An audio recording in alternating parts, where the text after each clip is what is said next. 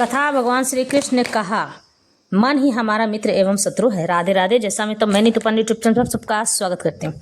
इस प्रसंग का वर्णन श्रीमद् भगवद गीता मिलता है। भगवान श्री कृष्ण आज अर्जुन को समझाना चाहते हैं, हे अर्जुन, हमारा मन ही हमारे सभी कारणों का कारण है। कहते हैं, मन के हारे हार और मन के जीते जीत। जो अपने मन से हार गया वह तो पहले ही हार चुका होता है, और जो अपने मन से जीत जाता है उसके मन में विश्वास होता है कि मैं जीत जाऊंगा, तो वह जीत चुका होता है। और अगर कोई व्यक्ति है और वह सोचता है कि मैं ईश्वर को पा जाऊंगा, तो किसी भी यतन और जतन से ईश्वर को वो पा ही सकता है, पा ही जाता है। और ईश्वर भी इन सब में उसकी मदद करते हैं, सहायता करते हैं। भगवान श्री कृष्ण आज इन सब बातों में हमें यही समझाना चाहते हैं कि मन को अपने वश में कैसे किया जाता है, मन में विश्वास कैसे पाला जाता है।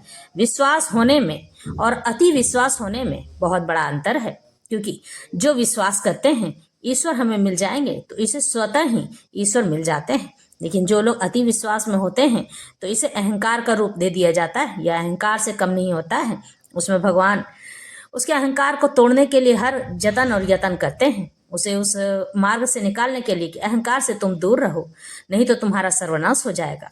यही मन का कारक है, और यही मन हमें कई तरह से भटकाता है। कभी भौतिक सुख की ओर अग्रसर करता है, कभी हमें अपने मोह माया में बांधता है, यानी कि अपने किसी संतान से ऐसा प्रेम हो जाएगा जिससे आप दूर न रह सकें। इसी कारण से तो वृद्धावस्था आने पर भगवान भी हमारी याददाश्त उड़ाकर ले जाते हैं, ताकि तुम अपनी माया से दूर हो जाओ, और जो चिंतन और स्तवन तुमने मेरे लिए किया है वही अंत समय में तुम्हें मेरे पास लेकर आएगा। भगवान बस यही कहना चाहते हैं कि मनुष्य को अपने मन पर वश रखना चाहिए। जो अपने मन पर वश कर लेता है वही व्यक्ति मुझ तक पहुंच सकता है, और मुझ तक पहुंचने के लिए कहीं और कारण ढूंढने की आवश्यकता नहीं है। मैं ही सब कारणों का कारण हूँ। मन से व्यक्ति जो चाहे कर सकता है, और बिना मन के वह किसी भी प्रकार का नहीं है। इसी तरह से भगवान आज समझाते हैं कि मन को कभी भी मन एव मनुष्यानाम कारणम बंध मोक्षयोः बंधाय विषय आसंगी मुक्तये निर्विषयम मन ही मनुष्य के बंधन का और मोक्ष का भी कारण है। इंद्रिय विषयों में लीन मन बंधन का कारण है, और विषयों से विरक्त मन मोक्ष का भी कारण है। इसलिए जो मन निरंतर कृष्ण भक्ति में लगा रहता है वही परम मुक्ति का कारण कहलाता है। उद्धरेदात्म नात्मानम नात्म मान मव साधयेत आत्मय ह्वात्मनो बंधुरात्मैव रिपुतात्मना। मनुष्य को चाहिए कि अपने मन की सहायता से अपना उद्धार करे और अपने को नीचे न गिरने दे। यह मन बद्ध जीव यानी कि मनुष्यों का मित्र भी है और शत्रु भी। प्रसंग के अनुसार आत्मा शब्द का अर्थ शरीर, मन तथा आत्मा होता है। योग पद्धति में मन तथा आत्मा का विशेष महत्व बताया गया है, चूंकि मन ही योग पद्धति का केंद्र बिंदु है। इसलिए इस प्रसंग में आत्मा का तात्पर्य मन होता है। योग पद्धति का उद्देश्य मन को रोकना तथा इंद्रिय विषयों के प्रति आसक्ति से उसे हटाना है। यहाँ पर इस बात पर बल दिया गया है कि मन को इस प्रकार प्रशिक्षित किया जाए कि वह बद्ध जीव को अज्ञान के दलदल से निकाल सके। इस जगत में मनुष्य मन तथा इंद्रियों के द्वारा प्रभावित होता है। वास्तव में शुद्ध आत्मा इस संसार में इसलिए फंसा हुआ है क्योंकि मन मिथ्या अहंकार में लगकर प्रकृति के ऊपर प्रभुत्व जताना चाहता है।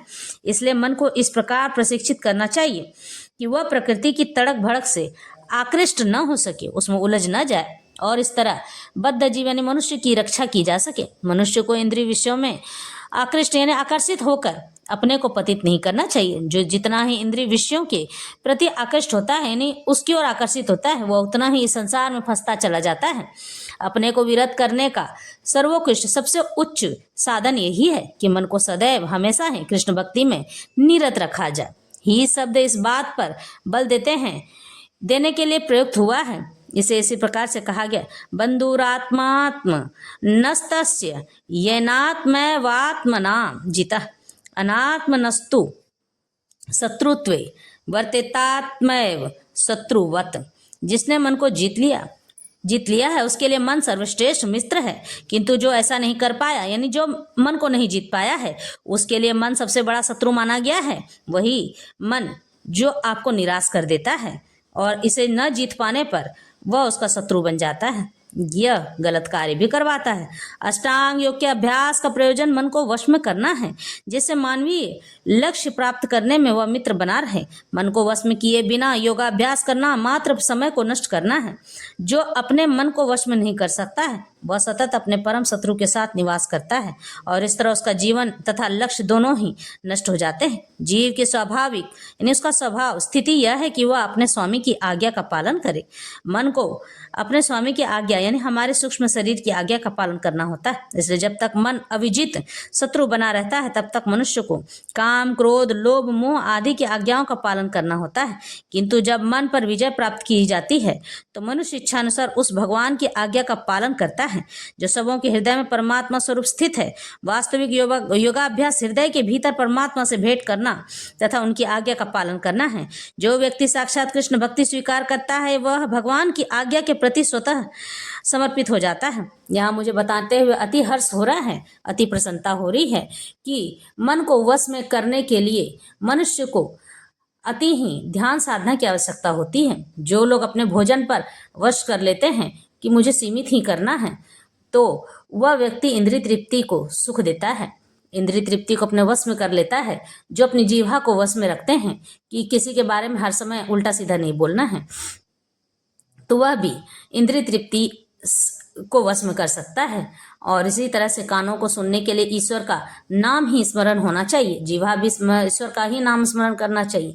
जब हम भोजन ग्रहण करें तो ईश्वर को अर्पित करके ही करना चाहिए। इसी तरह से मन को वश में किया जा सकता है। इसके सिवा मनुष्य के पास कोई और चारा नहीं है कि वह मनुष्य मन को जीत सके या फिर मन को अपने वश में कर सके। जितात्मन प्रशांतस्य परमात्मा समाहित शीतोष्ण सुख दुह खेसु तथा मानापमानयो। इस तरह से जिनके मन को जीत लिया है उसने पहले ही परमात्मा को प्राप्त कर लिया है, क्योंकि उसने शांति प्राप्त कर ली है। ऐसे पुरुष के लिए सुख दुख, सर्दी गर्मी एवं मान अपमान एक से होते हैं। वस्तुतः प्रत्येक जीव इस भगवान की आज्ञा का पालन करने के निमित्त आया है जो जन जन के हृदयों में परमात्मा रूप में स्थित है। जब मन बहिरंगा माया द्वारा विपथ कर दिया जाता है तब मनुष्य भौतिक कार्यकलापों में उलझ जाता है। यह मुझे बताते हुए अति हर्ष हो रही है कि सूक्ष्म शरीर जो है वही हमारा मन है और हमारे नाभि में जो आत्मा स्थित होती है, पर ब्रह्म परमात्मा की ऊर्जा जो स्थित होती है वही उस सूक्ष्म शरीर यानी मन का मालिक हमारे भगवान की ऊर्जा होती है। भगवान स्वयं ही हमारे मन के मालिक होते हैं और वो हमें बार बार समझाते हैं कि तुम इस कार्य को न करो, लेकिन हमारा सूक्ष्म शरीर जो हमारा मन होता है वह हमारे भगवान के आत्मा को भी दबा देता है और उन्हें रोककर अपने कार्यों में लग जाता है, गंदे कार्यों में लग जाता है, अपनी इंद्रिय तृप्ति की ओर लग जाता है। तो मन कौन है यह मैं समझा गई। मन ही सुख और दुखों का भोगी होता है। मन को ही स्वर्ग और नरक प्राप्त होते हैं, आत्मा को नहीं। इसीलिए भगवान ने कहा है कि आत्मा को न जला सकते हैं, न मार सकते हैं, न भिगा सकते हैं, उसे कुछ नहीं कर सकते हैं। लेकिन सूक्ष्म शरीर ऐसा है कि उसे मार भी सकते हैं, भिगा भी सकते हैं, उसे जलन भी होती है। यही चीज तो नरक में जाके वह भोगता है, सूक्ष्म शरीर, जो कि हमारे जैसा ही दिखाई देता है। इसलिए यह गुप्त ज्ञान है। जब हम भगवत गीता पढ़ते हैं तो मनुष्य को यूं ही सब बात समझ में नहीं आ जाती है, लेकिन मुझे आई समझ में, इसलिए मैं आपके सामने यह लेकर आई हूँ। तो इस बात को ध्यान रखिएगा जरूर। और जो अपने मन को वश में कर लेता है समझ लो कि वह ईश्वर को प्राप्त करने की ओर अग्रसर हो चुका है, आगे बढ़ चुका है और भगवान भी यही चाहते हैं। अतः ज्यों ही मन किसी योग पद्धति द्वारा वश में आ जाता है त्यों ही मनुष्य को लक्ष्य पर पहुंचा हुआ मान लिया जाना चाहिए। मनुष्य को भगवत आज्ञा का पालन करना चाहिए। जब मनुष्य का मन पराप प्रकृति के में स्थिर हो जाता है तो जीवात्मा के समक्ष भगवत आज्ञा पालन करने के अतिरिक्त कोई विकल्प नहीं रह जाता है। मन को किसी न किसी उच्च आदेश को मानकर उसका पालन करना होता है। मन को वश में करने से स्वतः ही परमात्मा के आदेश का पालन होता है। चूंकि कृष्ण भक्ति होते ही यह दिव्य स्थिति प्राप्त हो जाती है, इसलिए भगवत भक्त संसार के द्वंद्वों तथा सुख दुख, सर्दी गर्मी आदि से अप्रभावित हो रहता है। यह अवस्था व्यवहारिक समाधि का परमात्मा में तल्लीनता है। इस तरह से भगवान श्री कृष्ण आज अर्जुन को मन की यथार्थ व्यथा समझाते हैं कि हे अर्जुन, हमारा मन ही हमारा शत्रु है और हमारा मित्र भी है। अगर वह मन सही कार्य में लग जाए तो हमारा मित्र है, और वह मन जो कि परमात्मा की ऊर्जा यानी आत्मा की बात न माने और गलत कार्यों में लग जाए तो वही हमारा शत्रु है। ज्ञान विज्ञान तृप्तात्मा कूटस्थो विजितेन्द्रिय युक्त इत्युच्यते योगी समलोष्ट्रास्मकाश्चन। वह व्यक्ति आत्म साक्षात्कार को प्राप्त तथा योगी कहलाता है जो अपने अर्जित ज्ञान तथा अनुभूति से पूर्ण रूप से संतुष्ट रहता है। ऐसा व्यक्ति अध्यात्म को प्राप्त तथा जितेंद्रिय कहलाता है। वह सभी वस्तुओं को, चाहे वे कंकड़ हो, पत्थर हो या कि सोना, एक समान दिखता है। परम सत्य की अनुभूति के बिना कोरा ज्ञान व्यर्थ होता है। भक्ति समृत सिंधु में कहा गया है, अतः श्री कृष्ण नामादि नम भवेद ग्रह्यमिंद्रिये सेवोन्मुखे ही जिम्हादो स्वमेव स्फुरत्यदः। कोई भी व्यक्ति अपनी दूषित इंद्रियों के द्वारा कृष्ण के नाम, रूप, गुण तथा उनकी लीला को, दिव्य प्रकृति को नहीं समझ सकता है। भगवान की दिव्य सेवा से पूरित होने पर ही कोई उनके दिव्य नाम, रूप, गुण तथा लीलाओं को समझ सकता है। इस तरह से भगवान आगे कहते हैं, यह भगवद गीता कृष्ण भक्ति का विज्ञान है। मात्र संसारी विद्वत्ता से कोई कृष्ण भक्त नहीं हो सकता है। उसे विशुद्ध चेतना वाले व्यक्ति का सान्निध्य प्राप्त होने का सौभाग्य मिलना चाहिए। विशुद्ध यानी कि जिसने कोई भी मन में अपने विचार न रखे हों, उसकी चेतना में केवल शुद्धता हो। और कृष्ण भक्ति व्यक्ति को भगवत कृपा से ज्ञान की अनुभूति होती, क्योंकि वह विशुद्ध भक्ति से तुष्ट रहता है। अनुभूत ज्ञान से वह पूर्ण बनता है। आध्यात्मिक ज्ञान से मनुष्य अपने संकल्पों में दृढ़ रह सकता है, किंतु मात्र शैक्षणिक ज्ञान से वह ब्रह्म विरोधाभासों द्वारा मोहित और भ्रमित होता रहता है। केवल अनुभवी आत्मा ही आत्मसंयमी होता है, क्योंकि वह कृष्ण की शरण में जा चुका होता है। वह दिव्य होता है, क्योंकि उसे संसारी विद्वता से कुछ लेना देना नहीं रहता है। उसके लिए संसारी विद्वता तथा मनोधर्म जो अन्यों के लिए स्वर्ग के स्वर्ण के समान उत्तम होते हैं, कंकड़ों या पत्थरों से भी अधिक नहीं होते हैं। उनके लिए संसार का सुख भोग कोई किसी भी मतलब का नहीं होता है। वो उसमें जीना नहीं चाहते हैं और वह केवल निरंतर परमेश्वर को ही भजना चाहते हैं, ईश्वर को ही भजना चाहते हैं, कृष्ण को ही भजना चाहते हैं। सुहृन्मित्रायुर्दासीन मध्यस्थ द्वेष्य बंधुषु साधुस्वपि च पापेषु संबुद्धिर विर्ष्य शिष्यते।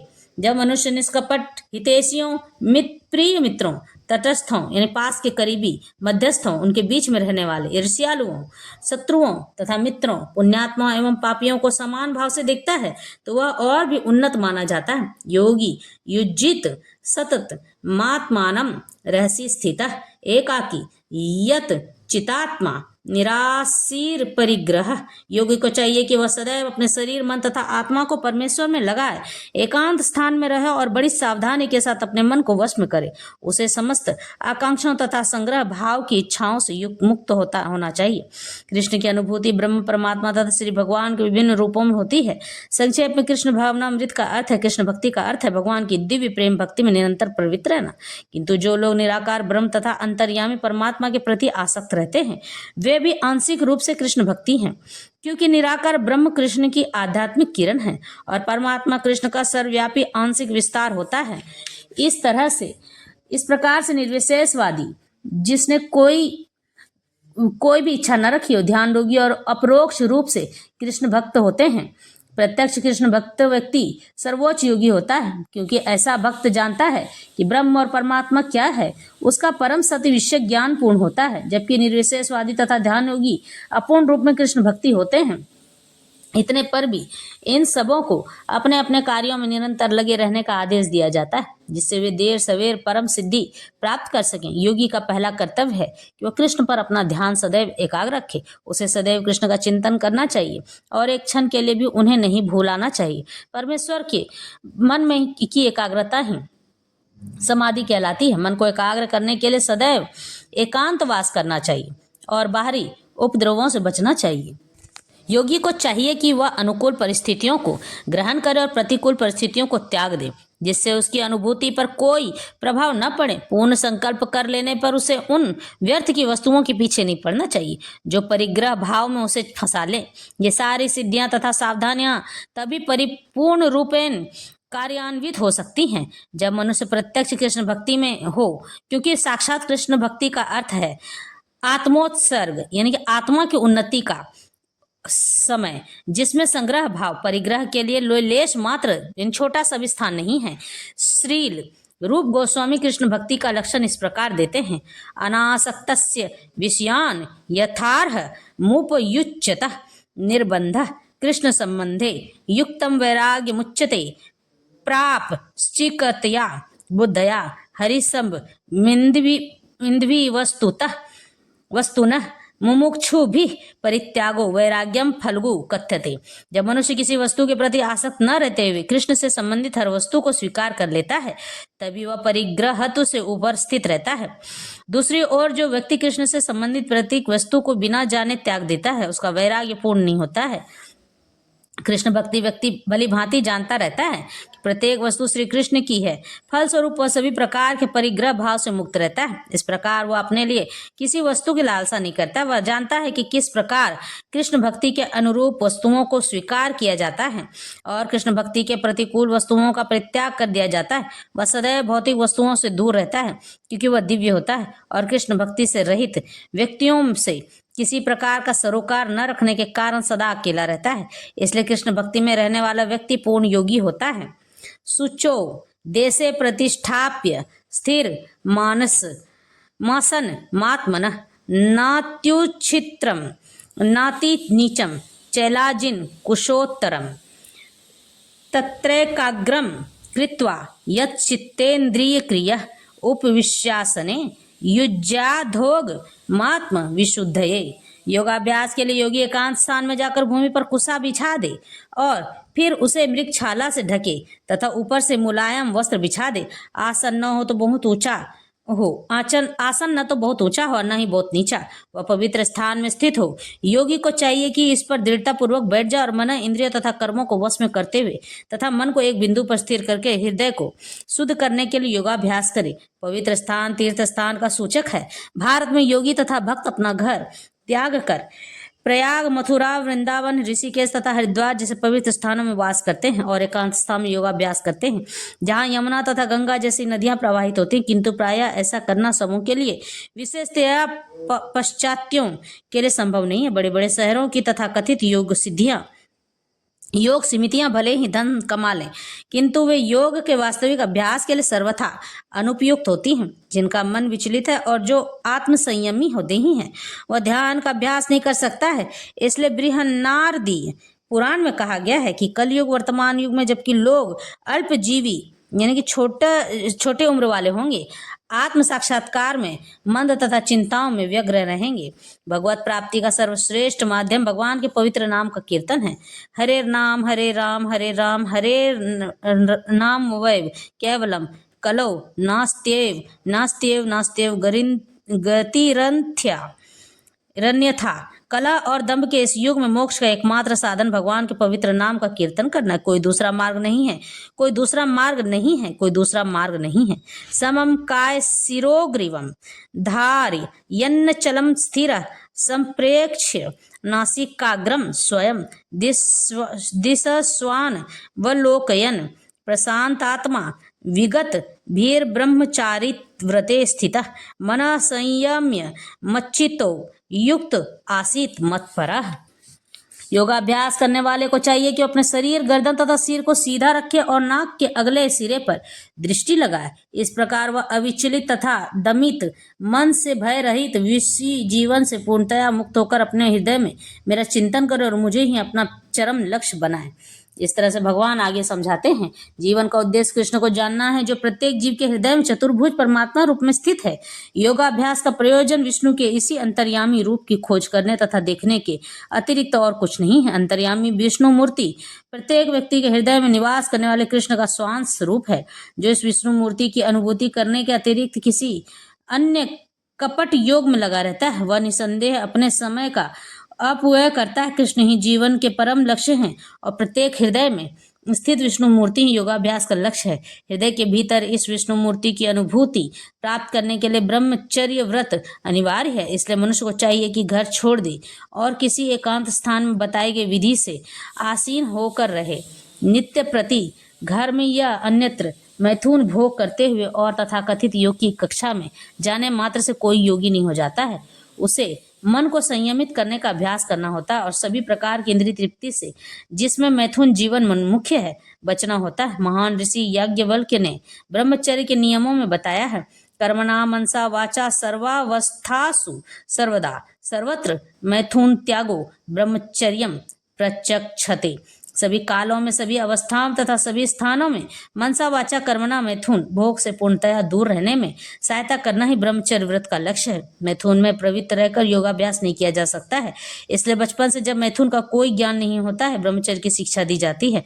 5 वर्ष की आयु में बच्चों को गुरुकुल भेजा जाता है, जहाँ गुरु उन्हें ब्रह्मचारी बनने के दृढ़ नियमों की शिक्षा देता है। ऐसे अभ्यास के बिना किसी भी योग में उन्नति नहीं की जा सकती है, चाहे वह ध्यान हो या फिर ज्ञान या भक्ति। किंतु जो व्यक्ति विवाहित जीवन के विधि विधानों का पालन करता है और अपनी ही पत्नी से मैथुन संबंध रखता है, वह भी ब्रह्मचारी ही कहलाता है। ऐसे संयमशील गृहस्थ ब्रह्मचारी को भक्ति संप्रदाय में स्वीकार किया जाता है, किंतु ज्ञान तथा ध्यान संप्रदाय वाले ऐसे गृहस्थ ब्रह्मचारी को भी प्रवेश नहीं देते हैं। उनके लिए पूर्ण ब्रह्मचर्य अनिवार्य है। भक्ति संप्रदाय में गृहस्थ ब्रह्मचारी को संयमित मैथुन की अनुमति रहती है, क्योंकि भक्ति संप्रदाय इतना शक्तिशाली है कि भगवान की सेवा में लगे रहने से वह स्वतः ही मैथुन का आकर्षण त्याग देता है। विषया विनिर्वर्तन्ते निराहारस्य देहिन रसवर्जम रसो अप्यस्य परम दृष्टवा निवर्तते।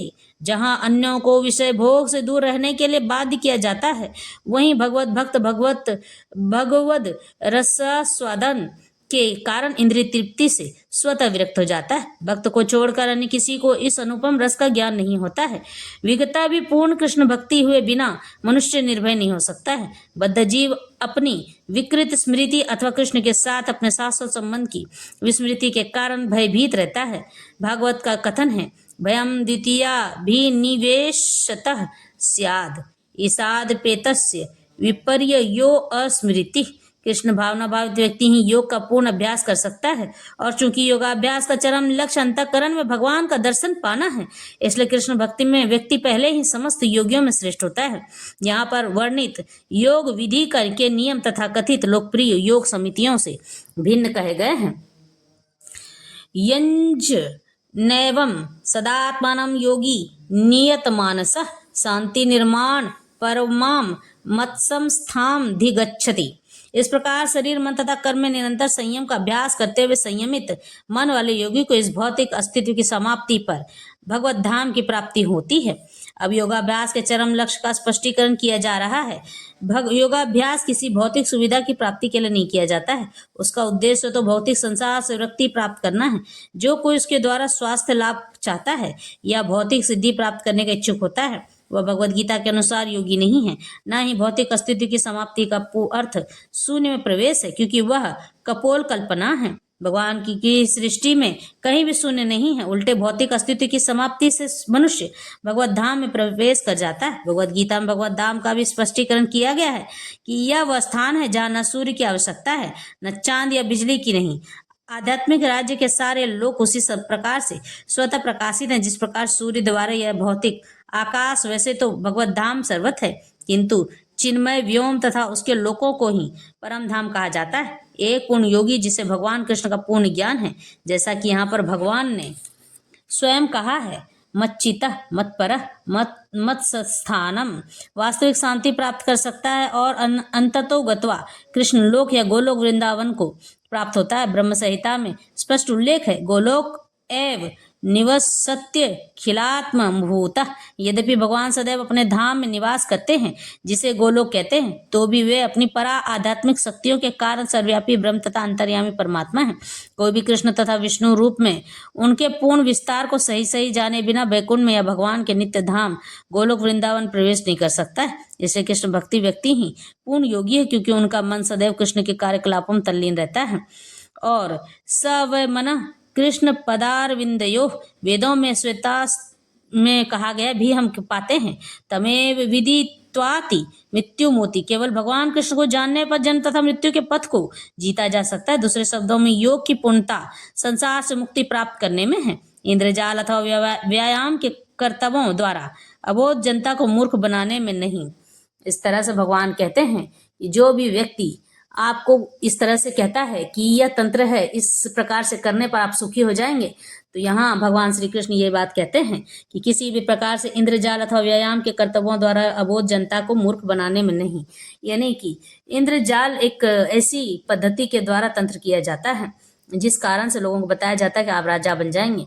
लेकिन मैं आपको यहाँ बता दूं कि इन कार्यों का कारण उतना ही समय तक निश्चित रहता है जितना समय तक कि आपने इसकी सीमा बांध रखी है। उसके बाद यह आपके आने वाली पीढ़ी को दरिद्र बनाकर रख देगा।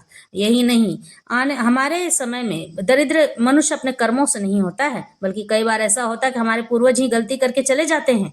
उन्होंने क्या तंत्र किया था और किस कारण से सुख भोग गए थे, यह बात तो हमें बताना ही भूल गए और अपना तो चले गए और हमें दरिद्र बनाकर छोड़ गए। इस तरह से उनकी आने वाली पीढ़ी दुख का भागी बनती है।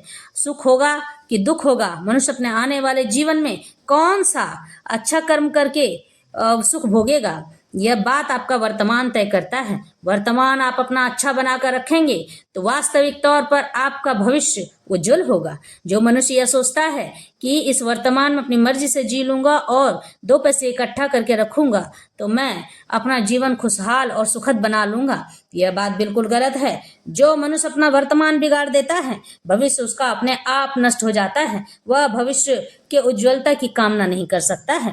कहते हैं कि ईर्ष्या किसी के भी लायक नहीं होती है। यानी जो मनुष्य ईर्ष्यावादी होता है, स्त्री हो चाहे पुरुष, वह मनुष्य, वह व्यक्ति, वह स्त्री किसी भी कार्य के लिए नियुक्त नहीं की जाती है। ईश्वर के पास तो वह भटक भी नहीं सकती है, क्योंकि ईर्ष्या में किया गया काम उसका पतन का कारण बन सकता है। ईर्ष्या से ही लोभ उत्पन्न होता है, लोभ से ही अहंकार होता है और मनुष्य इसी अहंकार और मद में डूबकर गलत कार्य करने लग जाता है और कहीं पर भी किसी भी प्रकार से कुछ भी करने लग जाता है। या तो वो किसी लड़की को ले जाकर बेच देगा, किसी बच्चे को बेच देगा, उसका पैर काट कर उसे भीख मंगवाएगा, या इससे भी ज्यादा वह बैठे बिठाए धन कमाना चाहता है और उसका मालिक बन जाना चाहता है। जब तुमने अच्छे कर्म किए नहीं हैं तो तुम किस प्रकार से धनी हो सकते हो? अगर तुमने उस तरह की लक्ष्मी कमा भी ली तो वह लक्ष्मी नहीं अलक्ष्मी होती है, जो कि दरिद्रता लेकर आती है। इस हाथ से आएगी, उस हाथ से चली जाएगी और आपसे गंदे काम करवाएगी। लक्ष्मी वो होती है जो कि जब आपके पास 2 ही रुपए आए और वो 2 रुपए आपके अच्छे कर्म में लग गए, वो आपकी लक्ष्मी है। और जब आप उस लक्ष्मी को पा जाते हैं तो यही आपको नाम, यश, कीर्ति देती है, धन संपदा से भर देती है, स्थायी लक्ष्मी की प्राप्ति होती है, स्थिर लक्ष्मी का वास होता है। मनुष्य अपने जीवन में सुखी हो जाता है, गलत और सही का निर्णय करने में सक्षम होता है। लक्ष्मी और अलक्ष्मी में यही अंतर है। अलक्ष्मी के साथ कुनीति आती है, कुरीति आती है। लोग अपने आप को अंधकार में डुबोने के लिए हर वो प्रयास करते हैं जिससे कि उसका विनाश होने लगे, और यह भूल जाते हैं कि हमारा विनाश निश्चित हमने गलत किया है। लेकिन जब आपके पास लक्ष्मी आती है, उनके साथ स्वतः ही नारायण आते हैं, और जब आपके घर में नारायण विराजमान हो जाते हैं, ब्रह्मांड की कोई ऐसी शक्ति नहीं कि उसे धनहीन होने के लिए बाध्य कर दे। वह दिन ब दिन धनवान बनता जाएगा और लोगों की सहायता भी करता जाएगा। वह व्यक्ति सदैव अच्छा कार्य करेगा, उसके मन में कभी भी किसी के लिए हीन भावना नहीं आएगी। वह सर्वदा सबको एक नजर से देखेगा। इसी तरह से भगवान अर्जुन को समझाते हैं कि जीवन में मन को ही स्थिर करना सबसे बड़ा काम है। जो व्यक्ति अपने मन को स्थिर नहीं कर सकता है, मन को अपने वश में नहीं कर सकता है, वह व्यक्ति जीवन भर तड़पता रहता है और गलत कार्य करता रहता है। गलत कार्य करने के लिए बस एक छोटी सी गलती होनी आवश्यक है।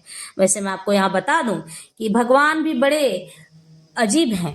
जो मनुष्य बार बार गलती करने के लिए तत्पर रहता है, तो वह मनुष्य गलती करने पर, बार बार गलती करने पर भी नहीं सुधरता है, तो भगवान उससे और गलतियां करवाते हैं ताकि तुम्हारे पाप का घड़ा भरे और मैं तुम्हारे लिए कोई निर्णय ले सकूं। इसलिए मनुष्य को चाहिए कि वह बार बार गलतियां न करे और इन गलतियों को रोके। भगवान कहते हैं कि जो जीवन में हो गया उसे हम बदल नहीं सकते हैं, लेकिन आने वाला समय हम बदल लें उसकी कामना भी कर सकते हैं और प्रयास भी। भगवान कहते हैं कि जब आप प्रयास करते हैं तो उस प्रयास में, अच्छे कार्य के प्रयास में, मैं आपका दिन रात साथ देता हूं और मैं आपके साथ रहने लग जाता हूं। मैं हर पल ये कोशिश करता रहता हूं कि मेरा भक्त किसी भी प्रकार से निराश न हो। मैं अपने भक्त की रक्षा स्वयं अपने हाथों से करता हूं। कोई ऐसा नहीं कि जो मेरे भक्त को किसी भी प्रकार से हानि पहुंचा सके। जो उसे हानि पहुंचाता है उसका नाश और विनाश मैं स्वयं करता चला जाता हूं। यह अपने जीवन में आजमा कर देख लो। भगवान कहते हैं जो मेरी भक्ति करेगा, निस्वार्थ भक्ति करेगा, उसके लिए मैं सदा सर्वदा खड़ा रहूंगा आगे रहकर, और उसकी ओर एक भी दुख का दुख का विषय नहीं आने दूंगा।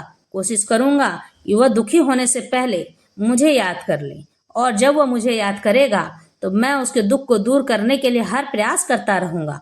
उसे मैं मेहनत नहीं करने दूंगा, उसके मन को रोने नहीं दूंगा, उसे किसी भी प्रकार से दुखी नहीं होने दूंगा। उसे मन से इतना बलवान बना दूंगा कि वह अपने आप ही सारा कार्य करता चला जाएगा और उसे पता भी नहीं चलेगा कि मैं उसके पीछे हर पल खड़ा था, आगे भी खड़ा था।